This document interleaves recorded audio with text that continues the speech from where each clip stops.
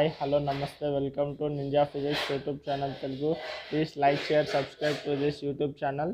So ఇవాళ magnetic field strength, దాన్ని మనము magnetic intensity or magnetic moment density కూడా అంటాం.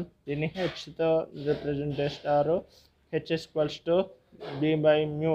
హెచ్ అంటే మ్యాగ్నెటిక్ ఫీల్డ్ స్ట్రెంత్, తర్వాత బి అంటే మ్యాగ్నెటిక్ ఫీల్డ్, మ్యూ అంటే పర్మియబిలిటీ.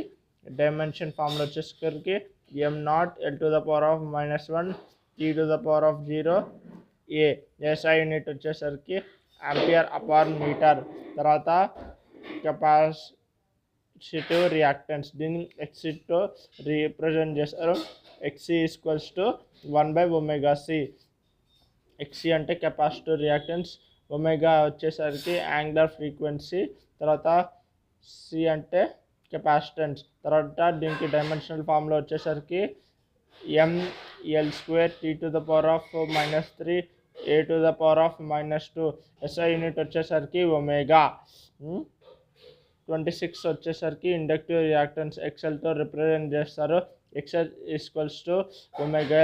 ఎక్స్ అంటే ఇండక్టివ్ రియాక్టెన్స్, దీన్ని యాంగులర్ ఫ్రీక్వెన్సీ. ఎల్ అంటే ఇండక్టివ్ రియాక్టెన్స్, దీని డైమెన్షనల్ ఫార్ములా వచ్చేసరికి ml² t to the power of -3 a to the power of -2.